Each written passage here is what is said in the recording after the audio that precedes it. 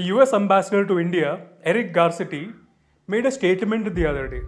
And as expected, Twitter was filled with extreme reactions from both sides of political spectrum. One side chiming in to support Mr. Garcetti's statement, while the other attacking him for having no locus standi in this internal matter. Now, me personally, I am on the fence of this issue. And I'll tell you why. You see, my father was temporarily in the consulting business. We had a LLP registered in his name. Now, when I started the civilization project, I thought it would be so much wiser to just get the LLP renamed. I can become an additional partner with my parents in that LLP and the business can continue. But I was so wrong. I had no idea that this simple renaming will take 8 months of my life. And mind you, it was not the renaming that was the challenge. I literally received the updated certificate of incorporation within a couple of weeks. But the goddamn name of my LLP, it wasn't updated on the central database of MCA for 8 months. And without this, I could not get a bank account as well. Now tell me, how was I supposed to run a business without a bank account? And this is not just me. Twitter is filled with complaints against the MCA portal. We are the software factory of the world. We have the highest number of engineers in this entire friggin' world. And हमारे MCA portal की ये हालत है. दुनिया को हम एक जगह पे UPI के सपने बेच रहे हैं, डिजिटल इंडिया के गुणगान गा रहे हैं, और हमारे MCA portal की ये हालत है. Please don't even get me started on the compliances bit. At all, please. But keeping my emotions aside, squarely putting the blame on either the politicians or the bureaucrats would be inconsequential. Now the bureaucrats are doing their jobs and following the law. And the politicians already have a lot on their plate when it comes to administering such a large population like India. And to be fair, the government, ever since 1991, has slowly and steadily chipped away a lot of difficulties in our regulatory systems to improve the ease of doing business in India. From the days of license Raj and 100 taxes to what we see today, we cannot deny that there has been significant improvement. But then the question remains, ये जो MCA के legacy issues है, इसको address करें कैसे? I think the first key lies in the name itself, Ministry of Corporate Affairs. सच बताना, बिल्कुल सच बताना.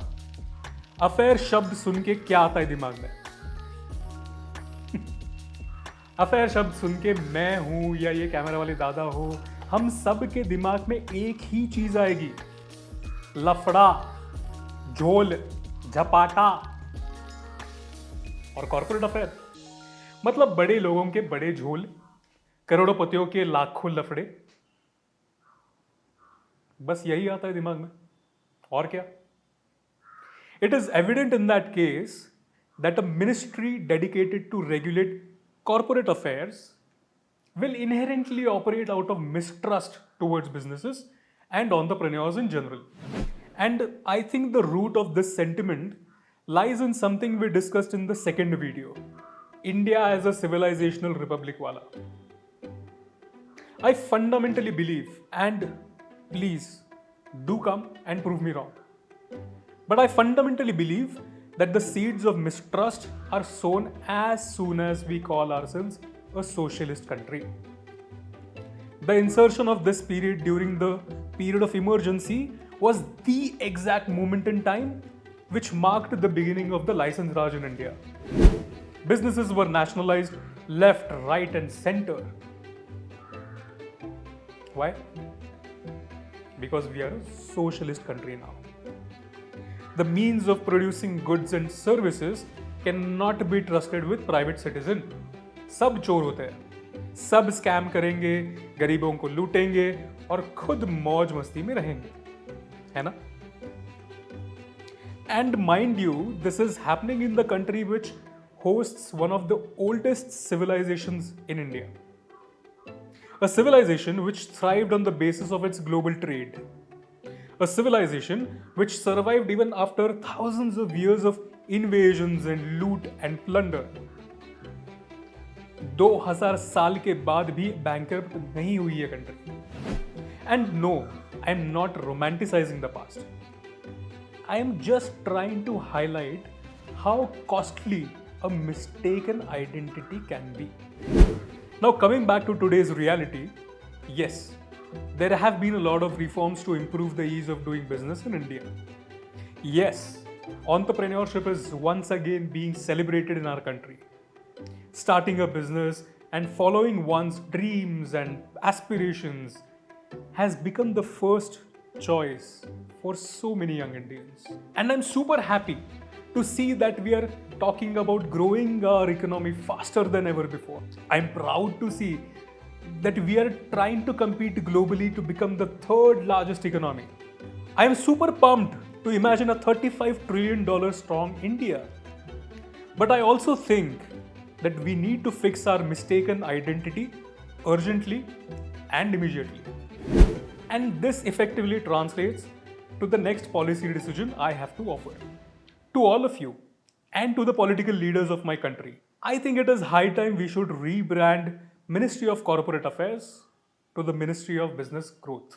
I think we are at that point in time where we signal to the world that our government, our businesses, and our society at large stand united to present an alternate form of leadership to the entire world. Let's look at who we are competing with, shall we? Now, assuming a third spot in the GDP rankings, our top two competitors would be America and China. Now, America follows a hardcore capitalistic model where even lobbying is legal. And I mention this specific point because it translates into something very simple. Whoever has got the deepest pocket enjoys the most amount of influence in the American government. China, on the other hand, is a hardcore socialist model under the shadow of capitalism. The famous case of Jack Ma has already highlighted the simple fact that the promoters or entrepreneurs may be the face of a company, but the ownership will always lie with the Chinese government. Now, in my view, both of these are two extremes which I don't like. For the hardcore capitalist can buy enough influence on the government to kill all competition. And the hardcore socialist mindset anyway does not fit well with the Indian mindset. But then, how does one balance the necessities of a free market, meaning capital equity, with the necessities of a just society, meaning human equity? How does the government ensure a free market which does not entertain predatory forces but still enables an equal playing field to celebrate all the talent it can? I think the solution of this lies in the same rebranding exercise, where current set of compliances get repackaged as health checkups, where the government monitors the health of businesses in our country in the larger public interest. Just like we do our regular blood tests at a hospital and get advice from a doctor on how to keep ourselves healthy, what if we did annual business health checkups with this new ministry as our doctor? In that case, can it stop being the fearful dictator policing everyone with a feeling of mistrust and instead become the doctor who helps us become better businesses over time? Let's do one thing. Let's stretch our imagination a little bit further. Imagine you had a central dashboard where you can actually vet the companies you want to onboard as clients or vendors. But उसके लिए ना ही लंबे 20 पन्ने के form भरने पड़े, ना ही 1000 document submit करने पड़े, ना ही लाखों रुपए खर्चे करने पड़े.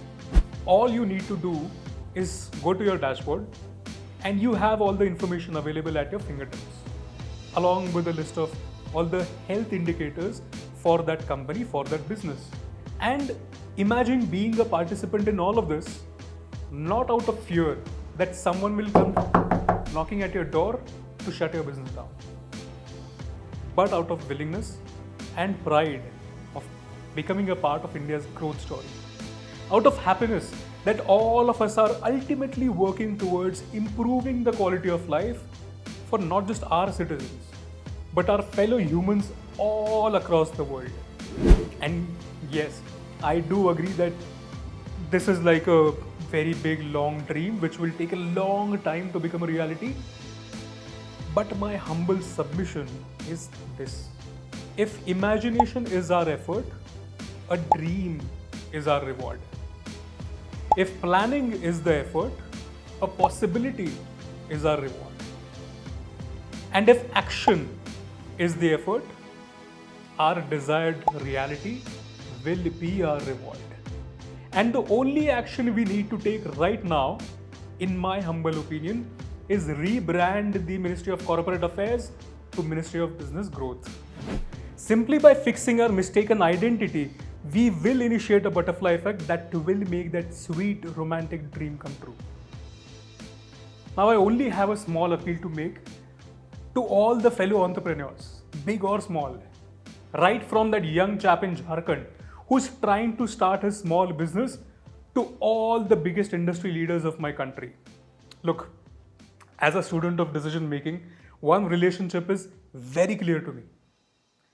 Policy decisions are always a negotiation between what the society demands and what the nation state is ready to grant. And as fellow entrepreneurs, I'm sure you know this rule of negotiation. Negotiations are won by those who have the maximum potential for irrationality. The farm laws were repealed because a set of farmers sat in protest for more than a year, jamming and blocking all the major highways to our national capital. That's how they negotiated and got the nation state to repeal the laws. Now we don't need to do this. We don't need to go to that extreme, but we need to unite and make our voice felt, make our voice heard. One way of doing that is the change petition which I've attached to this video. Please do sign it, please do share it within your network. I'm bloody sure that if we somehow manage to get even a few thousand signatures on it, we will be able to convince the government for this decision. In addition to that, and all of this assuming you agree with what I have to say, please write tweets and LinkedIn posts and op-eds and blog posts about why this change is necessary. I can guarantee you that all our political parties have their social media listening teams who are capturing the public sentiment in real time. This is our moment to voice our opinions and shape our narratives. मिलके करेंगे तभी आवाज बुलंद होगी.